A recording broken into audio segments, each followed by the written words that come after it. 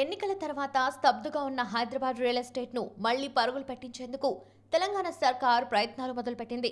రాష్ట్ర ఆర్థిక వ్యవస్థలో మంచి ఆదాయ వనరుగా ఉన్న ఈ రంగం మళ్లీ జోరందుకునేలా ప్రణాళికలు చేస్తోంది. ముఖ్యంగా ఔటర్ రింగ్ రోడ్ చుట్టూ భూముల బూమ్గేర్ అందుకునేలా బడ్జెట్లో కీలక నిర్ణయాలు తీసుకుంటోంది.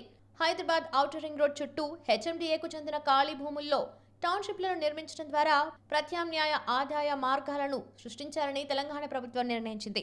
ఆర్థిక వ్యవస్థల్లో హెచ్ఎండిఏ కీలక భూమిక పోషించాలని ఉప ముఖ్యమంత్రి, ఆర్థిక మంత్రి మల్లు భట్ట విక్రమార్క చెప్పారు. బడ్జెట్ రూపకల్పనలో భాగంగా సచివాలయంలోని తన కార్యాలయంలో పురపాలక శాఖ అధికారులతో సమీక్ష నిర్వహించారు.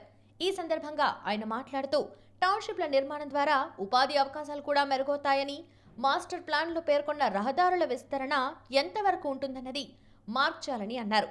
దీని ద్వారా ఇళ్లు నిర్మించడం, తర్వాత తొలగించాల్సిన అవసరం ఉండదని చెప్పారు. లేఅవుట్లలో మార్టిగేజ్ చేసిన ప్లాట్లను అభివృద్ధి చేయకుండా వదిలేస్తున్నారని, వాటిపై దృష్టి సారించాలని అధికారులకు సూచించారు. ఎల్ఆర్ఎస్ కింద వచ్చిన 39 లక్షల దరఖాస్తులను వేగంగా పరిష్కరించాలని ఆదేశించారు. పారిశ్రామిక వాడల్లో వేలం ద్వారా కొనుగోలు చేసిన ప్లాట్లను వినియోగించని పక్షంలో వాటిని వెనక్కు తీసుకోవాలని, సాధ్యం కాని పక్షంలో ప్రభుత్వ వాటాను రాబట్టాలని సూచించారు.